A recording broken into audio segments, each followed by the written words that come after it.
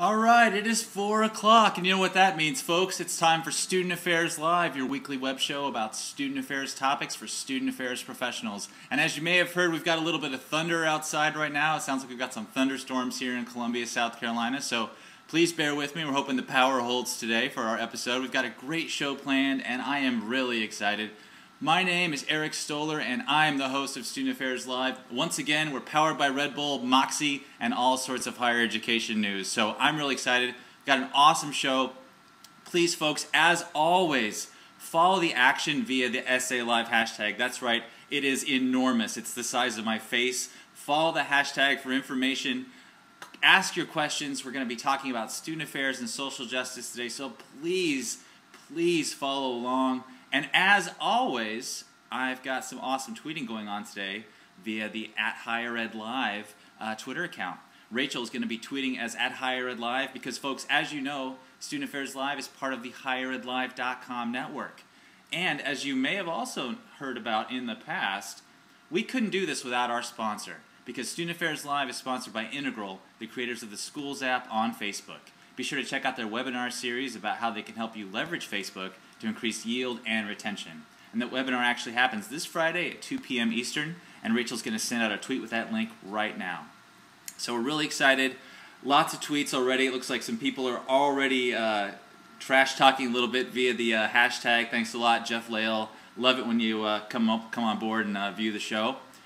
Want to put a quick special announcement here, folks. In a couple weeks, I'm going to be heading to the National Conference on Student Recruitment, Marketing, and Retention. I'm going to be hosting a very special Student Affairs Live Tweet Up. So that conference is actually July 26th through the 28th. It's in Denver. It's put on by Noel Levitz. And I got to tell you, if you didn't read the post that I wrote for Inside Higher Ed a little while ago about the conference, there's just a ton of awesome sessions to go to, really cool learning that's going to happen, a lot of professionals from recruitment, retention folks, marketing, pretty much all across the board.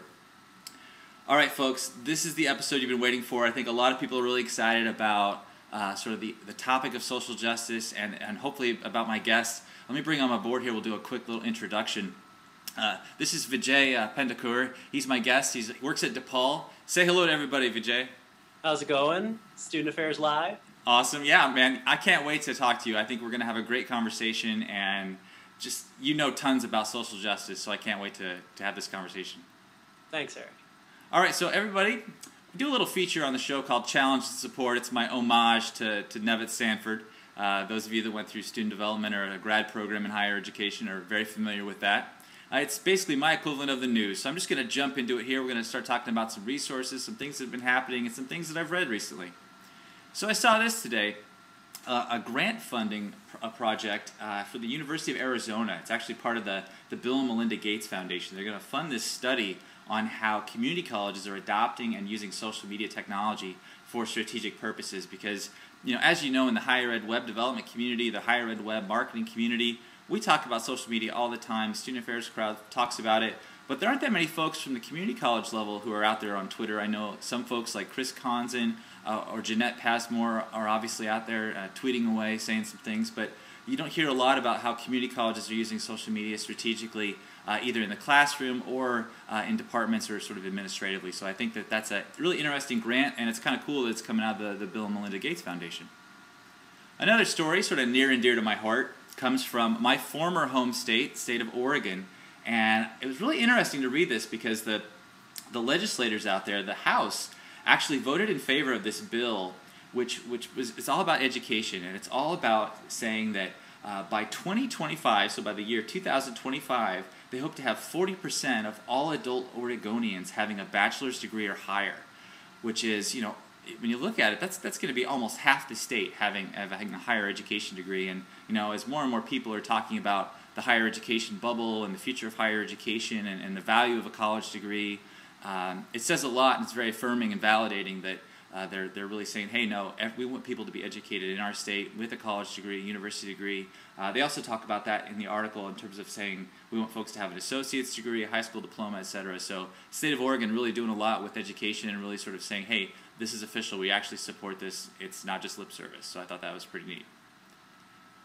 Want to give a shout out really quickly to the folks at NAFSA. They've been doing a lot with their blog and their organization. They are the Association for International Education, and they work a lot with folks that are going to do study abroad programs, that kind of thing, a lot of exchange programs, and they've been blogging a lot about an issue that's actually really related to social justice, about immigration in the U.S. and specifically with the DREAM Act and undocumented students. And it's a really salient topic. It's a really important topic, and kudos to NAFSA for really taking a leadership role as an association, very vocal about their opinions and their stance on what's going on with the state of immigration in the United States, which, good for them. I'm really excited to see what they're doing.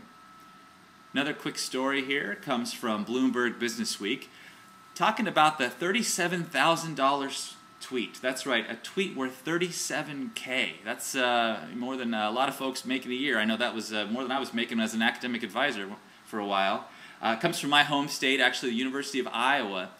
Their Tippie College of Business has offered basically sort of a full scholarship to any student who applies, and whoever tweets the best tweet that sort of matches the qualifications will be awarded basically a full scholarship.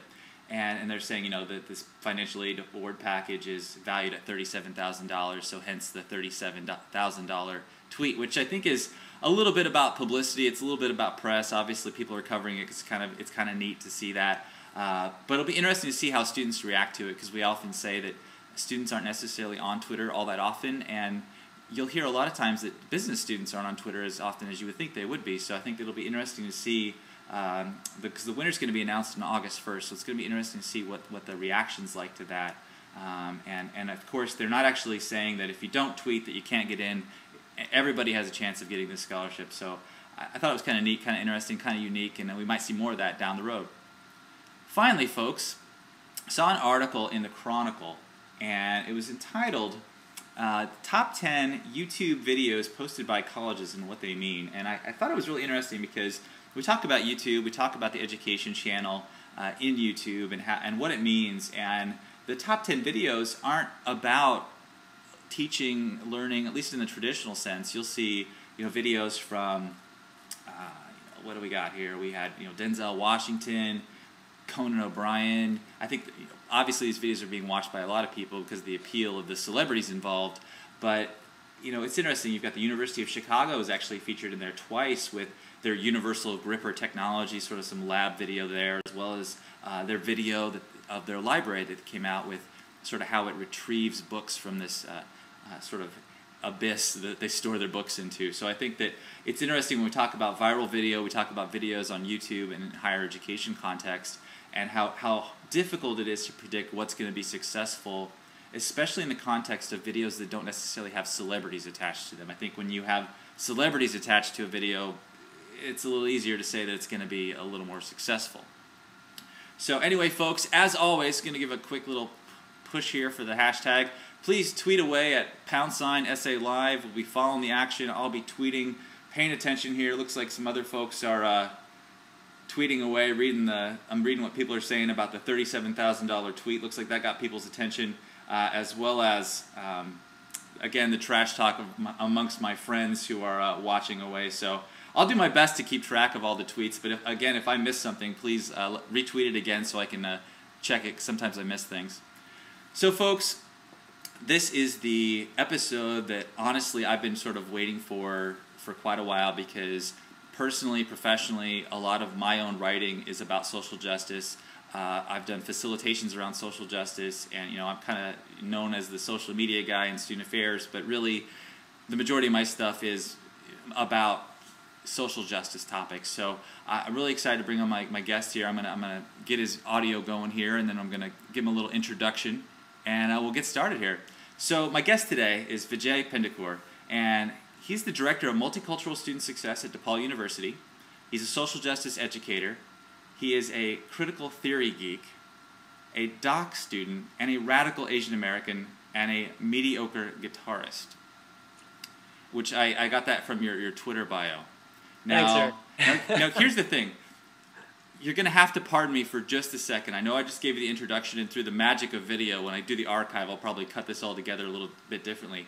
Rachel just sent me a message on GChat. She's kind of keeping me in line here because I think she knows that I'm so excited to talk about social justice that I kind of forgot one element of the show.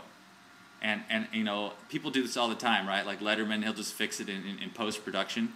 So here's what we're going to do. I'm going to do my shout out of the week, and then we're going to jump into social justice. And if you know who I'm talking about for this unsolicited shout out of the week, please feel free to jump in, okay? Okay. Sure thing. Awesome. Okay, so folks, the shout out this week, really quickly, it goes to a friend who's near and dear to my heart. She's probably going to come at me for this, but Terry Bump, it's her birthday today. She is probably the person in student affairs and higher education who gives the most.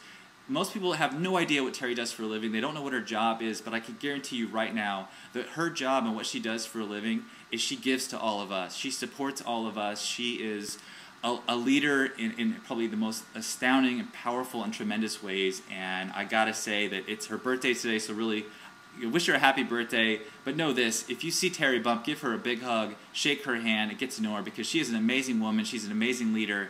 And what she's done for student affairs as an individual has been tremendous. And so, gotta put that out. Gotta give massive amounts of love to Terry on SAlive today. Definitely. You know, just in the past few months that I've been on Twitter, I'm relatively new to Twitter, but looking at Terry's tweets, I'm oftentimes surprised and inspired by how often she is encouraging new professionals who are in their first professional job in student affairs, and to have someone with Terry's expertise, her legacy in the field, reaching out and acknowledging new professionals and the value of their work, to me is a reminder of what real leadership looks like. Yeah, so definitely want to add to that shout out. Oh, thanks. And I think that that's how you build community, right? It's not about hierarchy. It's about welcoming everyone in and saying, hey, welcome to what we're doing here. We're trying to build something. We're not trying to create the in-group versus the out-group mentality. So it's really exciting, like you said. So folks, I gotta say thanks again for posting on the SAlive hashtag. It looks like Jeff Jackson says that in honor of Terry Bump, he's going to use the hashtag TSAlive, which cracked me up a little bit. Yeah, so people are making their own hashtags up today. So Vijay, I have some questions for you. But we can get into pretty much all sorts of angles about social justice. But I think what I want to start off with is a couple questions. You know how we do it in student affairs, right? It's the multi-part question. One is, what is social justice? And two, why is it important? Okay. I'll start off with an easy one, right? Right. The what is social justice? Easy question. I can speak for myself and say that in my work as a practitioner and as an educator and as a student, I think about social justice as a set of tools and a way of thinking that allow for both an analysis and a way of life. So let me expand on that. Social justice for me helps me understand the world around me in a way that positions me to intervene in systems of oppression and hopefully build more just and liberatory systems. And at the same time, social justice is a set of philosophies and wisdoms that allow me to live a life that hopefully is more a part of a just and equitable world than it is part of an oppressive and unsustainable world. So I don't know if that's a neat capture for your question, but I think that's a way that I start thinking about what social justice is. Right. Well, some of the folks already on Twitter are kind of getting into things, and I think that today's episode is going to be tricky, and we're going to acknowledge that. And Vijay and I were talking about this earlier about that. Folks come at social justice from different angles, and I think that one of the things that people are already sort of talking about is the issue of some people define social justice very narrowly, right? And then some folks, if you define social justice in such an extremely broad context, then it almost has no meaning either. And it comes back to maybe could you talk about the issue of power and discrimination and how that relates to social justice, because I think that can help frame especially identity, because identity, power, and discrimination are all sort of intermixed in this conversation. Yeah, no, I appreciate that framework, Eric. I think particularly for us as student affairs practitioners, identity and thinking about identity is so at the heart of our work, hence the emphasis on student development theory, right, in our master's programs. And The way we engage students oftentimes is through the lens of identity and trying to understand where they are in their journey so that we can meet them where they're at and find ways of challenge and support that actually work. I think that social justice challenges common constructions of identity that don't take into account issues of power. And when I think about the relationship between power and identity, I think about social justice theory that calls for us to understand identity not only as living at the intersections. So my identity as a heterosexual, middle-class, male, temporarily able-bodied, atheist, Asian American, I could go on and list all of these salient, socially constructed identities for you, but you cannot understand me, and I cannot engage the world through any one of those identities in isolation. So one of the first things social justice calls for us to do is to understand that in order to understand people, we need to understand that their identities are intersectional and cannot be disaggregated meaningfully. So if you want to become a socially just practitioner, it's not enough to understand the identity experiences in isolation, but you have to find a way to engage people at the complexity in which they really live. And that complexity isn't only in my head and my heart. I also live within human-created systems that are vested with power and privilege. So you take all of that complexity of the intersections of multiple identities, and then you have to embed that in socially constructed systems which privilege some of those identities, which means that some of those identities are assigned inherent advantages that are unearned and advantages that cannot be relinquished by choice. And those same systems also oppress other identities. And that means that some identities in our society are either pushed to the margins of access issues for power and equity, or other identities are constructed as lesser than, problematic, criminalized, and deviant, and all of those other ways of making something diminished. And so when I think about justice and identity, I think that the social justice practitioner needs to be able to sort of carry on that that multi-burner thinking, right? You've got to be able to envision students, the university itself, the world we live in, through the lens of multiple intersecting identities, and then embed that lens in a complex understanding of matrices of dominance and oppression. And that's why this is hard. Exactly. I think as I was listening to you speak, I was thinking, okay, I thought it was hard enough for me to sort of read what's happening on Twitter and follow along with what you're talking about, and you just dropped matrices on the show. And I'm thinking to myself that we're going to need about 8 days to unpack this. And Peggy McIntosh, thank you for giving me a knapsack of which I could pull that out of. But I think that a lot of folks are tweeting around the concept of power, and you mentioned power and privilege, and I think as you're used to, we need to define our terms so that we can have sort of a common understanding of what we're talking about here. So I think, could you talk a little bit about power and how it relates to social justice? Sure. I think in student affairs literature, there are many areas that are really strong and well fleshed out, and other areas that there is room to grow in terms of the research. And for any of us that are in doc programs, or those of us that are in master's programs that have a heavy emphasis on scholarship, I think that one area that is deeply under-theorized in the student affairs literature is the issue of power. At best, you might read an excerpt from Foucault and then walk away, hit some Advil up, and then take a seat and try and take a break from Foucault. But I think that critical theorists need to be able to engage with power at a pretty complex level, because power is sort of the fuel in the machine. So if the machine is socially constructed systems that accord privilege, right, to certain identities, that machine runs on a certain fuel, and that fuel is power, right? And power is very difficult to contain it's diffuse, it's always moving, but at the same time, if you don't include any analysis of power in the way you think about systems, then it becomes difficult to understand why, one, not all oppressions are alike and not all privileges are alike, but two, how it is that systems of dominance are able to recreate themselves.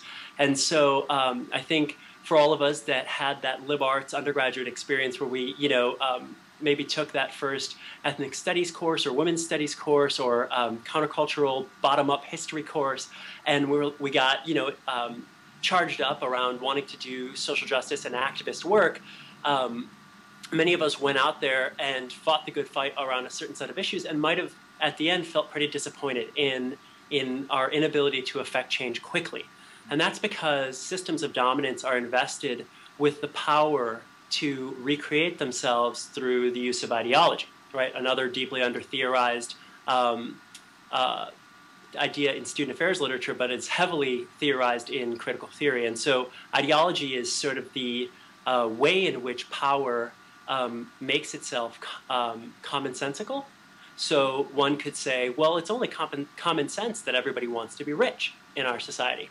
Well, from a power analysis, the quest to be rich is a really important fuel in the capitalist machine, right? And so what's common sense in capitalism, that you should be rich and buy a lot of things, actually works to fuel the system of material commodification and consumption that drives a capitalist economy. And that results in a certain set of dominance, of privilege, and oppression.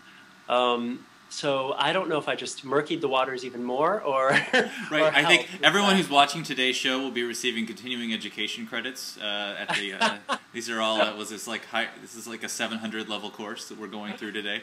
No, and honestly, it is a very complex issue, and I think that I'm asking you for quick sound bites to sort of, distill something that folks who have been studying, critical race theory and systems of oppression and power and privilege for, decades, can't put in a 400-page text, and so right.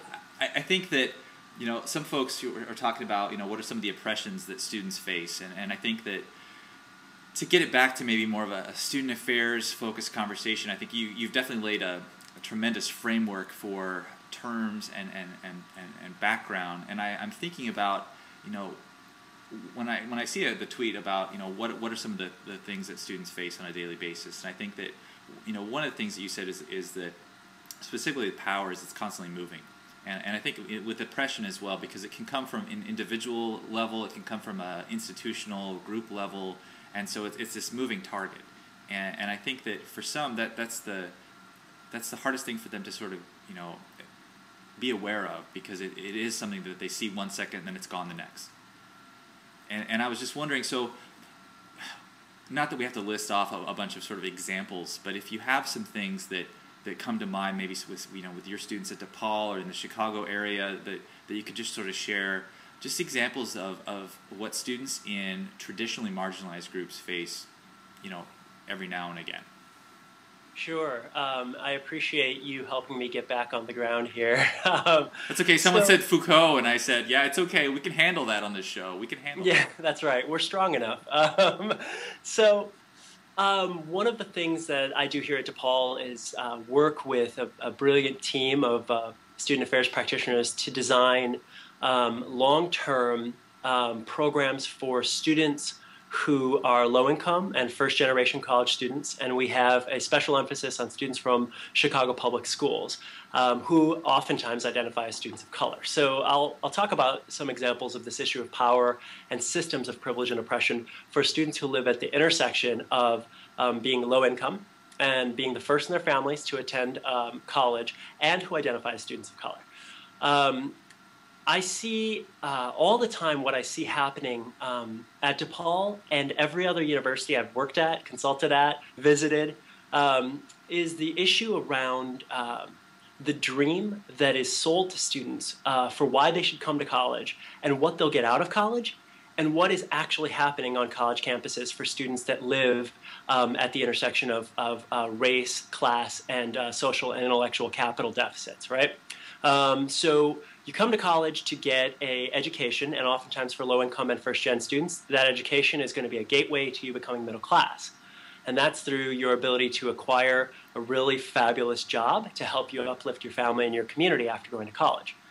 But what's happened in the last 10 or 15 years is, as many of us talk about, and I see this on the Twitter feeds, and I'm really proud of student affairs practitioners for engaging in this conversation, is we know that the baccalaureate degree itself has been deeply devalued, right? More and more people have acquired a baccalaureate degree, and there are less and less job opportunities for people with their bachelor's. And so not all BAs and BSs are the same, and not all BAs and BSs are equal. So what's happened is you've had the growth, the rapid growth of the need for a co-curricular transcript that will offset the inherent devaluation of the BA and the BS. And so now we're saying to students, it's not enough to get your poli-sci major or your business major or even your chemistry major, right? You've also got to have several leadership experiences on your resume. You've got to get 2 internships now, maybe even a co-op. And in order to get that second internship, your first one might need to be unpaid. It's important that you go on study abroad because you need to be able to demonstrate a multicultural and international competence that'll make you attractive to companies that are multinational. What else? The list goes on, right? These are all of these sort of value-add things that have moved from being value-add to actually being crucial for students to take their baccalaureate degree and compete in a scarce job market for really great jobs.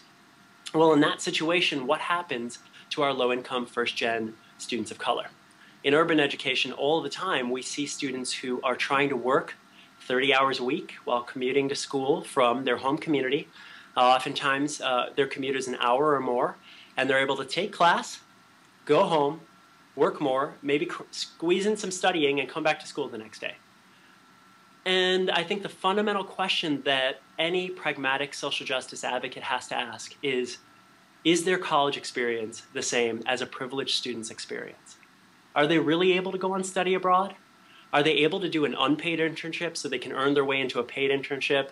Are they able to actually pick the major that allows them to have vocation as opposed to just a job in terms of being able to pursue their passions?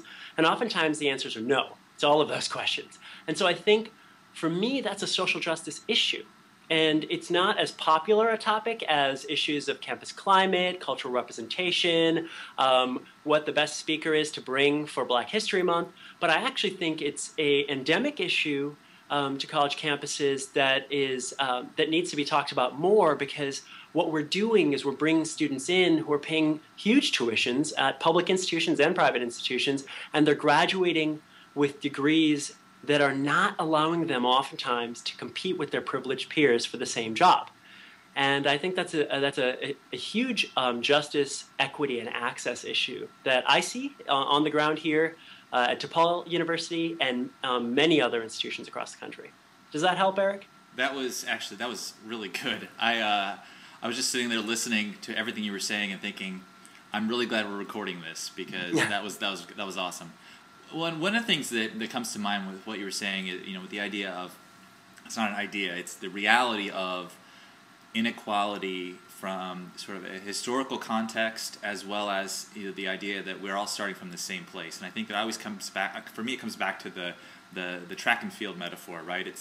I used to run the 400-meter dash, and the 400-meter dash, everybody starts out staggered because it's an oval, and you have the stagger. Well, that's kind of like what it's like when it comes to social justice issues, because a social justice educator says, no, we don't all start at the same exact starting line. We start out staggered because of everything from class, gender, sexual identity, religion, race. I mean, everything that is salient to our identity, right, has an impact, especially in a society where it's all about hierarchy.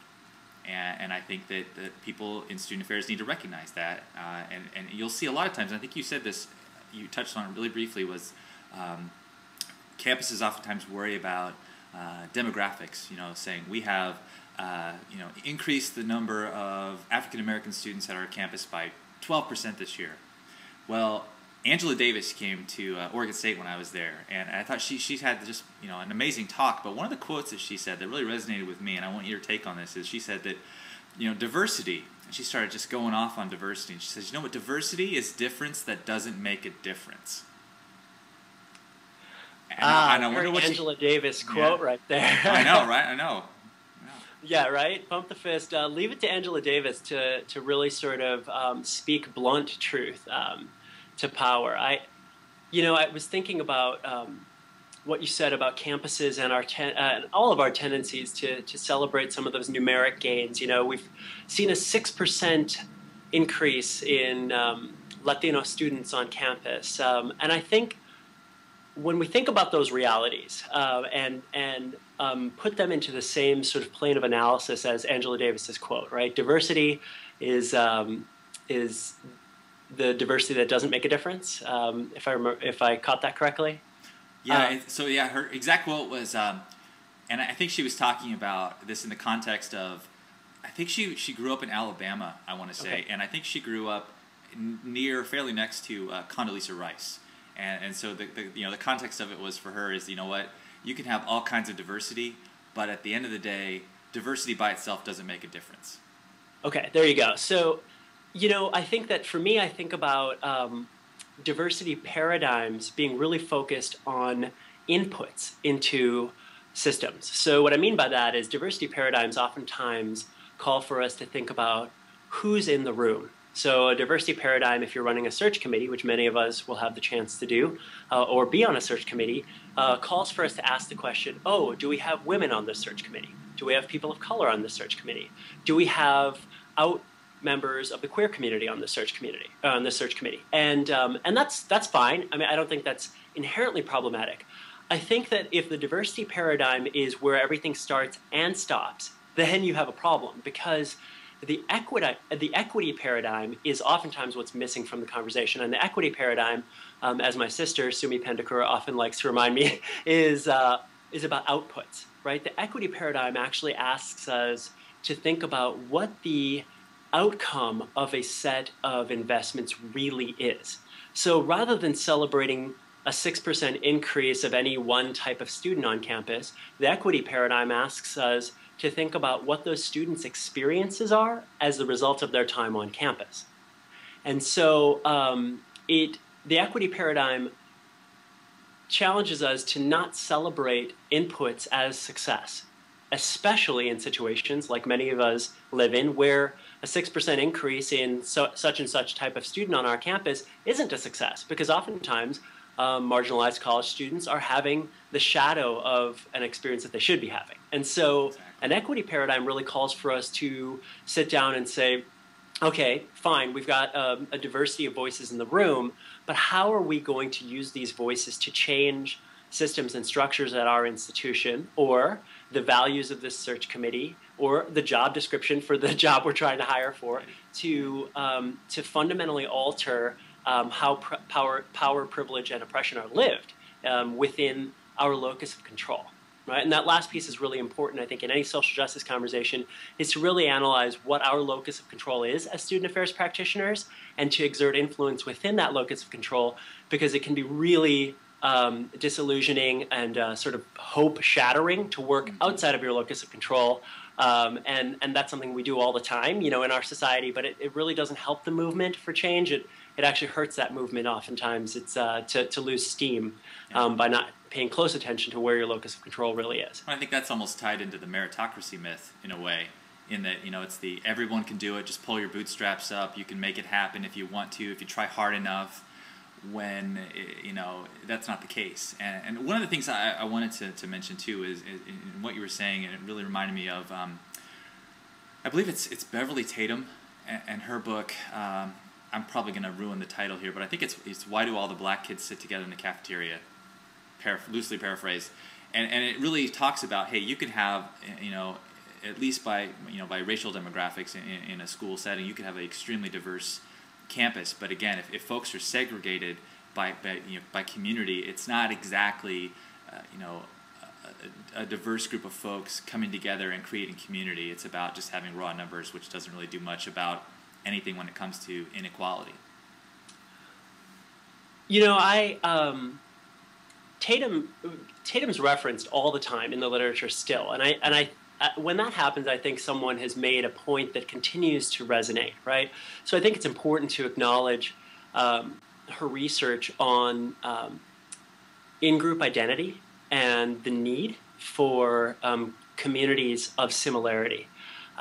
Because what the politics of liberal inclusion offer us is this sort of mythology that integration solves all problems. And integration is a deeply attractive premise if you are part of the dominant culture, right?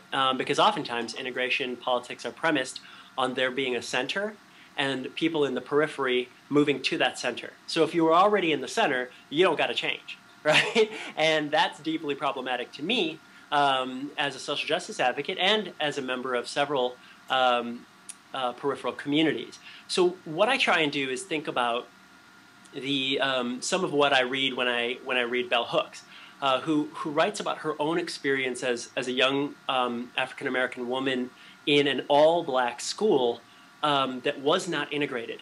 And as the ripple effects of Brown versus Board played out, her school, where she was actually receiving a empowerment pedagogy and curricula, that school was dissolved and she was bused to a school where she had to fight to even have a place in the school environment, and where she actually ended up becoming part of the segregated black community in a school and having a very marginalized experience. And Hooks' writings, to me, sort of stay in the back of my mind and challenge me to think about the need to balance the social justice work of deconstructing exclusive systems, so systems that are built to hold people out. Look, we got to dismantle those systems. Those are really problematic. But at the same time, I think it's important that we don't throw the baby out with the bathwater and dissolve all safe spaces for marginalized group members, because those spaces oftentimes are the places where emancipatory pedagogy and curricula are born and live. And simply saying that we need to get rid of all of those spaces in an effort to make everybody feel included would really damage many vibrant community efforts to lift themselves up from the inside out. Well, and I got to tell you, having read a lot of Bell Hooks and a huge fan of her stuff, and if Rachel, by the way, if you tweet it out there, make sure you don't capitalize the B or the H. It's pretty important stuff. I just want to step aside for a second and say, one of the things that I think is extremely important for folks is that whenever they're called out for not necessarily making a mistake or getting sucked into sort of the socialization that they've been brought up with for decades, whenever you're called out for it in subtle, overt ways, I think it's important for a lot of folks to just recognize it and learn from it. Because in a very subtle way, well, not subtle to me because I'm kind of in tune to social justice, critical race theory, and whatnot. You just took me out, but I think it's important for me to recognize and for folks who watch to realize that I'm going to take what you just said and I'm going to say it's so easy for me as a tall heterosexual white guy to get sucked into that everything comes from the center language. And to because I think what Tatum said, and we can go back over this over and over again, is that she wasn't saying that black kids sitting together at the cafeteria is a bad thing. Right. I think she's just trying to say that it's a good thing, as well as let's still fight the inequalities that are out there. And I think that is so important because folks have been tweeting what are some examples and what's things going on about privilege, and I was thinking to myself privilege awareness is crucial to social justice. You can't have social justice conversations without awareness of privilege, and that all too often comes back to awareness of self. And without that, I don't think you can have an honest conversation about social justice. I think you got to preach that more often.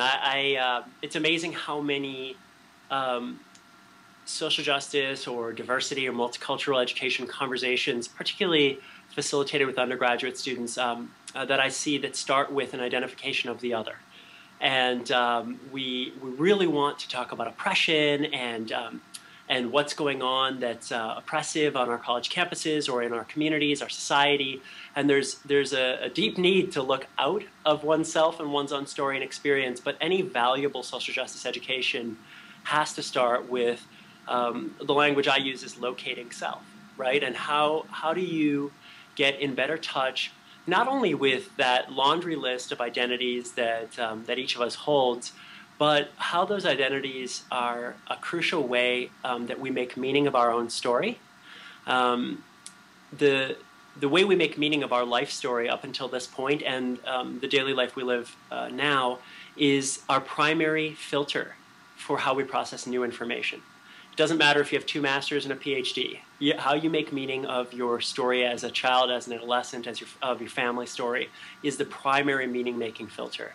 And your identities, all of them, in their layered intersectionality, have a huge impact on the meaning-making process there. And so I think that social justice educators tend to want to acquire a lot of complex tools for really creating conversations about dismantling systems of oppression.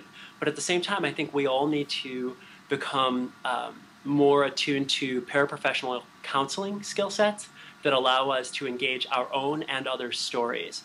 And that life story analysis is a huge piece of social justice education that I would never want to see drop to the background in the face of critical theory becoming more in vogue or you know, just the general trend to look outwards rather than inwards. Absolutely.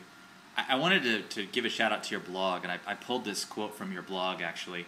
On your blog, I think it was your first post, you said that diversity, multiculturalism, and social justice are not synonyms. And so to follow up on that, I was going to ask you, you know, what is multicultural competency and why is it crucial for student affairs practitioners? I know, right? These are just lowball, really easy, you know.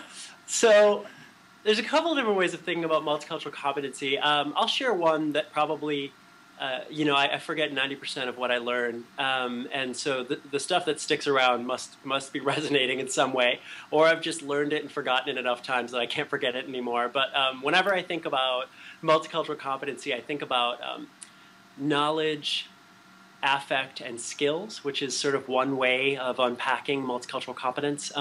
So knowledge being what you know, right? What do you know about the world? What do you know about history, sociology, you know, yourself, your community, around things around you, facts, ways of thinking. Your affect is how you carry yourself, right? And so, you know, how you use your body, your face, your tone of voice, your way of your emotional intelligence, you know, and so your affect is just as important as your knowledge, and then skills are actually you know, things like nonviolent conflict resolution or the Lara method or things like that would fall into the skills portion of multicultural competence. And what I oftentimes find when working with student affairs practitioners in a social justice education context is that we're actually really good with the affect and skills pieces. And I think the affect part comes from the fact that our field grew out of counseling. In many ways, the seminal texts, a lot of the canonical scholars come out of counseling psychology. And so many of us have very strong paraprofessional counseling skill sets. And then skills, well, this is a practitioner's field, and we wear that badge of honor. And I think that we have many skill sets to manage conflict, to facilitate good conversations, to break the ice, to engage co-curricular learning. Where I sometimes find multicultural competence falling short for our field is in that that third dimension, raw knowledge, and this this is. I mean, I think there's a pretty complex set of reasons for this, but I think oftentimes student affairs practitioners are either not being challenged by their peers, their supervisor, their mentors, or supported professionally to continue their learning as academics. We work in higher education, and I think that we all have the right to speak as as academics. And but part of that right comes the responsibility of staying educated. And so you can read blogs, you can gather from online news sources, but I also think it's important to find an academic discipline that you're passionate about. It might be the one you did your undergraduate major in or not, and continue to grow your knowledge base in something, right? For me, that's history. My undergraduate major is in history, and my master's is in history. And so that's a lens for me through which to understand the world as we live in it today by engaging in an understanding of where we've been. And so the constant reading of history is energizing for me, and it also allows me to continue to stimulate my own knowledge set so that when I'm in a room and someone says, well, I don't understand why it's offensive for me to wear a Halloween costume that involves blackface, I can not only explain how blackface might make some people feel right now and why that's problematic right now, but I can also historicize using, therefore, my lens, my intervention, right, history. I can historicize the use of blackface in American media and Hollywood history and vaudeville shows to dehumanize African Americans. And being able to do both of those things allows me to reach students in different ways. Some students are going to respond really well to the affective conversation around how that makes other students feel. But other students are going to be like, well, all right, that's okay, that's fine. And I've seen breakthroughs when I can inject some historical knowledge, different aha moments for different folks, right? And so I've seen moments where my ability to pull historical anecdotes and stories awakens compassion and empathy in learners in different ways. Well, and I think that I love what you said about compassion and empathy, because unless you feel it, if it's all cerebral, it generally doesn't have the impact. And at least in my experience, I mean, when you said, you use the example of blackface, and that's happened at numerous institutions with students, mostly white students, painting their faces black, and then it gets posted on Facebook or in the newspaper, and then there's always this sense of, oh, well, you can't tell me what to do. And I think that Jeff Jackson just tweeted a little bit earlier, and he was talking about how, because I acknowledge the fact that when a white person like me gets called out, sometimes there's that initial sense of I don't have to listen, but I think that comes back to the privilege of the fact that we haven't had to listen as white folks, because when you go back to history, who's been telling history?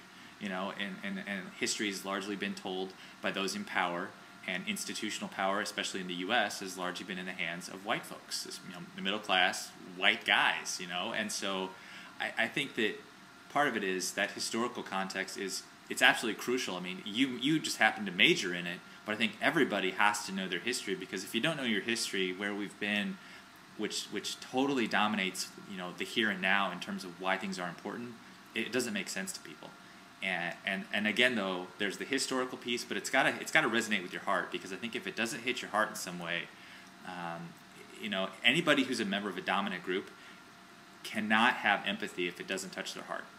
I don't think empathy works if it's only in your brain. I totally agree. For all of us that consider ourselves social justice educators, I think that emphasis on compassion, empathy, love, if you want to use some of Dr. King's language, is definitely the central gateway to changing human beings and getting them involved in the active struggle for justice.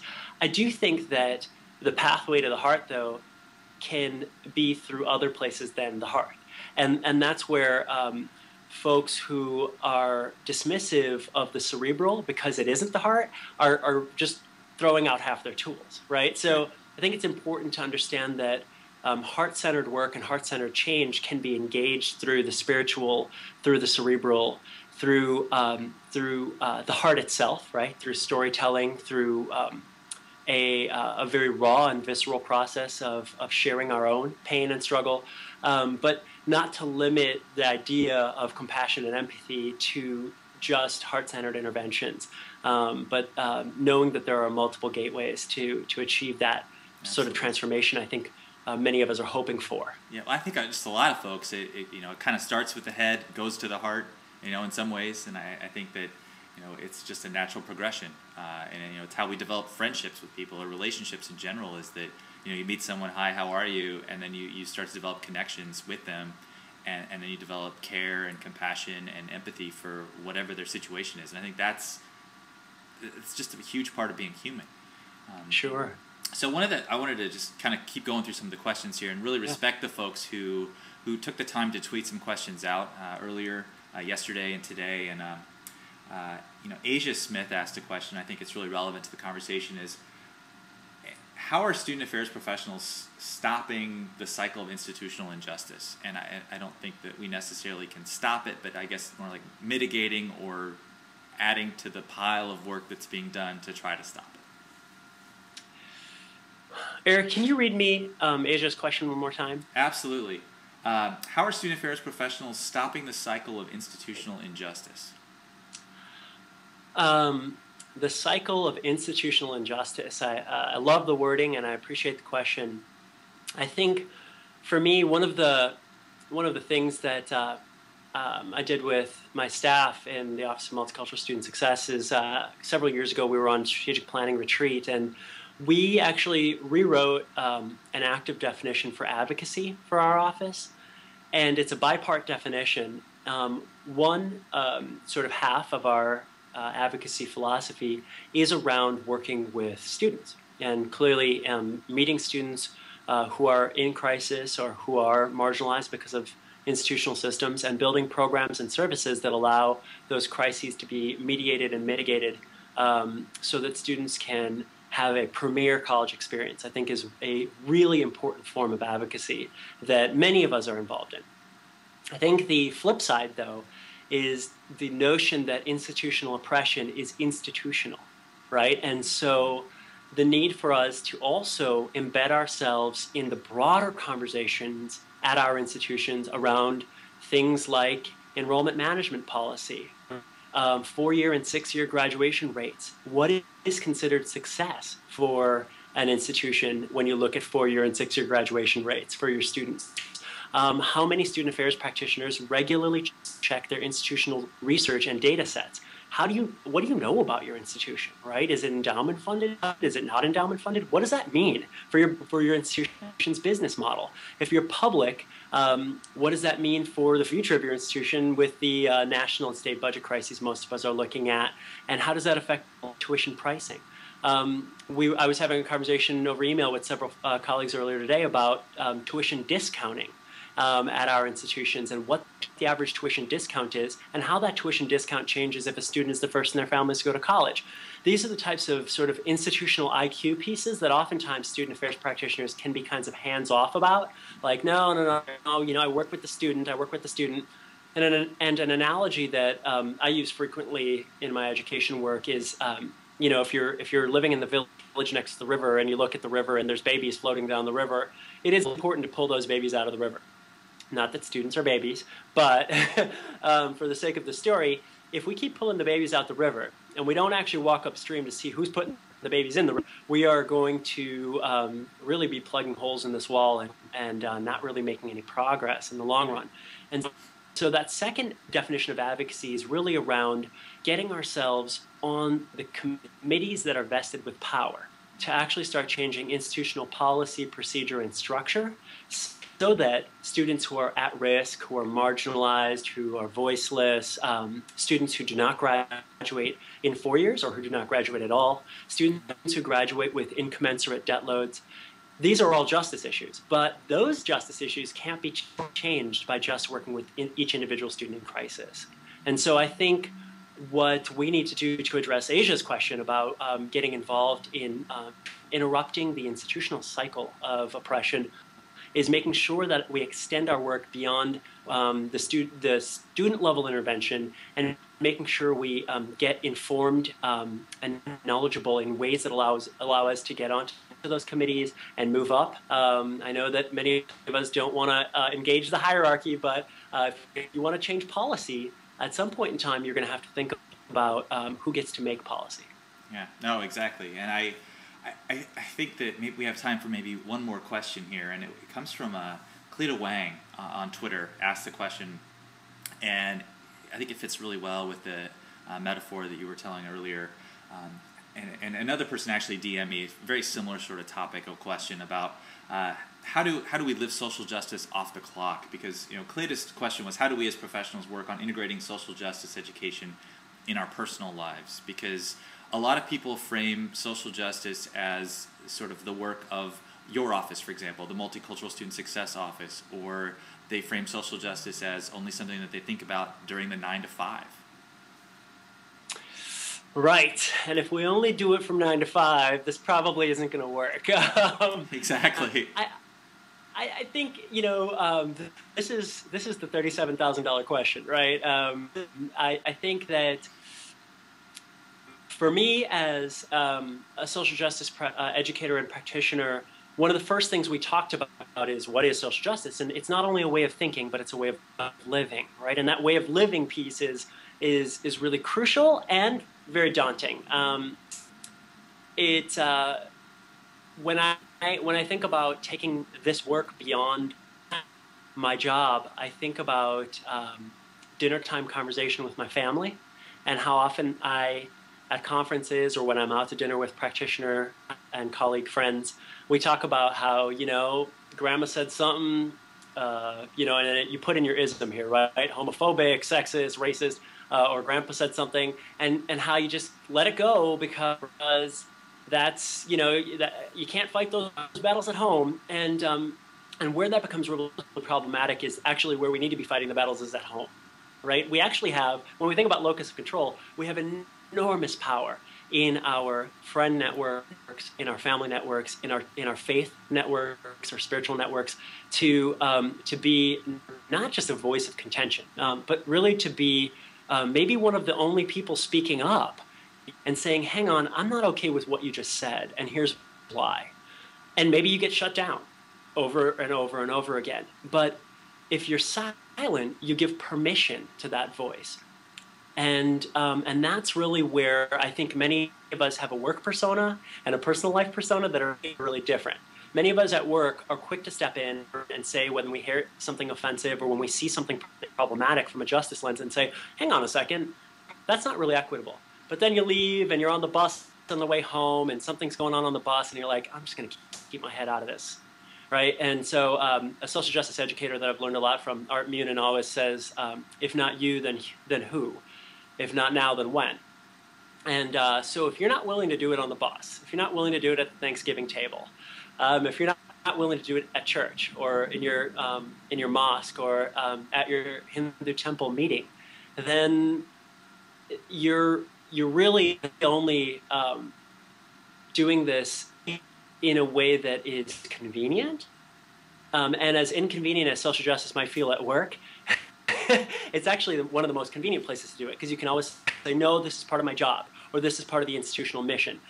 The hardest battles are fought when you don't have a job title or an institutional mission to fall back on, and you simply have to say, I'm not okay with that, and that's wrong because of who I am and what I believe in and what I'm willing to draw the line around. And I'm not saying this to say that this is a skill that I've mastered or that I'm constantly intervening in every facet of my life, but it's an aspirational goal and one that I trust my partner, my friends, and my family to mentor me and challenge me on so that I can continue to be a better person through a justice and equity lens. Well, I think does that address the question, Eric? Absolutely. I think what you touched upon, especially with the idea of, we're always learning. None of us have sort of gotten to the top of the mountain and have a medal. It's social justice really, for me anyway. It's all about making mistakes and then taking it the next step and saying, okay, what did I do? How can I learn from it? Acknowledging it and absorbing it sort of into the context of my daily life, and so that my awareness continues to expand.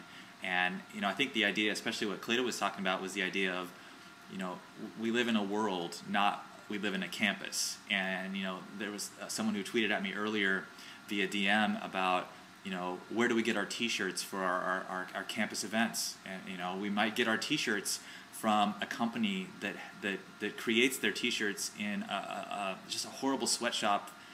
Perhaps maybe in Honduras, and the T-shirts are made by 12-year-old kids, and we'll buy those T-shirts and then we'll pass them out at our campus events, and we'll think nothing of it.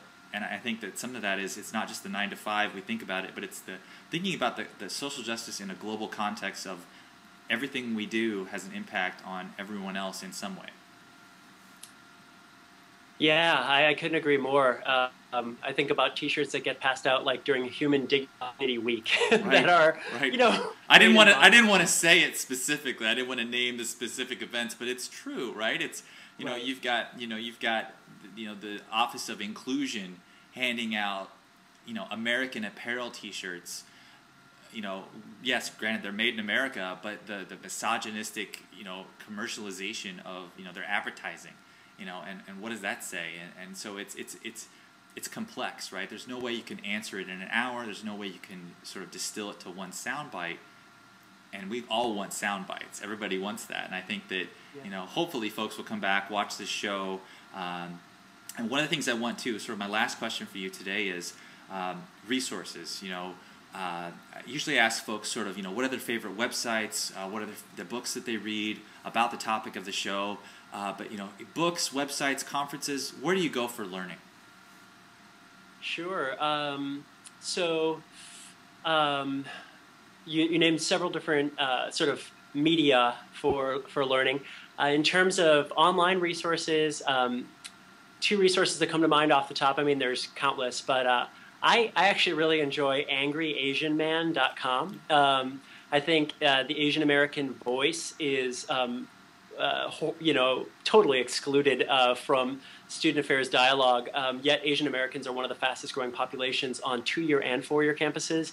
And not that reading Angry Asian Man is going to necessarily help you always better understand what's going on for your Asian American students, but there is a lot of activity on that website, and it can help you get a better feel for what people might mean when they say Asian America as a space. And so there's a start. I think that I really like the site Counterpunch.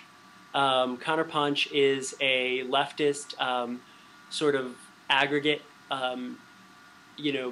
It's not a blog site, but it's the editors host editorials by some of the leading leftist intellectuals of our time, and Counterpunch helps me get outside of the hallowed halls of the academy and just keep up with what's going on in the world. And it also gets me out of the American liberal framework and into an international radical framework that can really sort of open my eyes and help me sometimes understand issues that are domestic, being framed domestically through a liberal conservative reductive binary, and see that both sides of that argument as problematic when viewed through an international radical lens. So Counterpunch and Angry Asian Man are great online sources.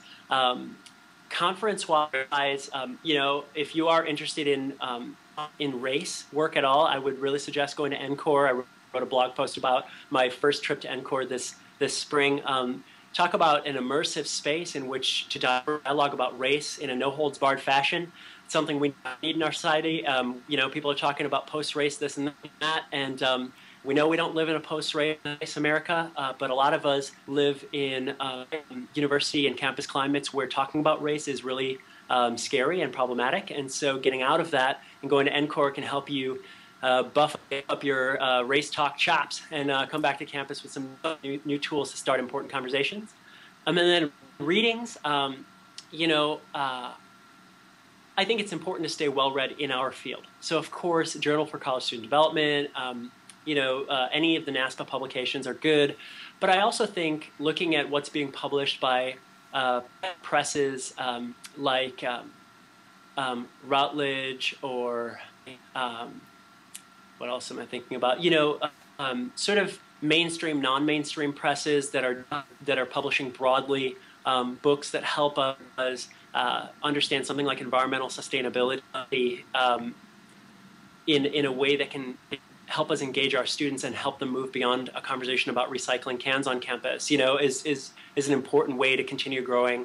So really reading anything that you can outside of the student affairs literature will help you put the student affairs literature into practice in new and innovative ways. And so constantly looking for that synthesis of student affairs canonical research with For me, critical theory is a great body of work. So we talked about bell hooks today, Beverly Tatum. Going to reading Cornel West or reading Michael Eric Dyson is always stimulating for me. Any new queer theory can really help bring a post-structuralist analysis into our critical theory framework, which is really helpful as well. So I know that's a laundry list, but that's great. I think that it just depends on where folks are at too. I mean, right. What you're reading, what other folks are reading. I wanted to just share couple of quick articles. I know that Rachel can tweet these out. Is that you talked about queer theory, race theory, and I think that you have to have an understanding of some of the terms and some of the the sort of intersections of identity. And I think that Suzanne Farr actually her book, I think it's Homophobia, a Weapon of Sexism or something. I think I flip-flop the title, but she has an article in there called The Common Elements of Oppressions, and I actually contacted her when I was in grad school because I put it up on my blog. I scanned the whole book and put that chapter up on my blog because I think it's one of the best sort of distillations of what you need to know in terms of how oppression works, terminology, because you got to have that foundational knowledge along with what Marilyn Frye, right? You talked about yesterday. We talked about the birdcage model of oppression being extremely important because you have to understand oppression, power, privilege to get to anywhere with injustice. And I think that one thing too I want to point out is you talked about having a radical perspective, and I think that you have to almost be radical to talk about justice these days. And it's really interesting how it's kind of become this polarized position, but because justice shouldn't have to be a radical concept, but unfortunately it is in 2011 still. And I think that maybe we just have to frame ourselves as radical, and guess what? That's the norm. And if you're not radical and you're not talking about justice, then you're kind of outside of that, and we want to bring you into that. I like it. Let's norm radical justice politics and challenge people to get inside it. I think we just deconstructed the center. It's a win.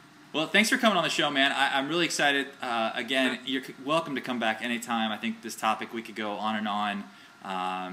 We could probably talk about some of the stuff you're doing with your PhD work as well, some of your research. And so thanks again for coming on the show. It's been great. Thank you, Eric. All right, folks.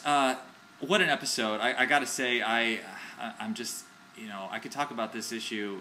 Vijay is unbelievable in terms of his knowledge, and I really am so glad and thankful that he came on the show because just unbelievable amounts of knowledge were dropped in a very short period of time. So I'll get the archive up as quickly as possible.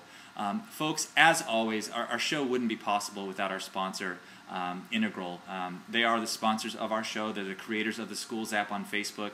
Please make sure to check out their webinar series about how they can help you leverage Facebook to increase yield and retention. And that happens this Friday at 2 p.m. Eastern. And Rachel is going to send out the tweet via @HighErudLive here in just a second. So next week's show, we're going to have another show next week, as usual. It's going to be kind of exciting. I'm going to have a friend of mine on. I haven't seen him for a little while. He's just up the road there in North Carolina. Mike Severy is going to come on the show, and we're going to talk about leadership programs in student affairs. In all honesty, it's an area that I don't necessarily know that much about. I identify as a student affairs generalist, and I got to tell you, leadership programs, not sort of in my wheel of influence. So I'm really excited to have Mike on the show, really excited for the conversation. As always, folks, my name's Eric Stoller. This is Student Affairs Live, and we will see you next week.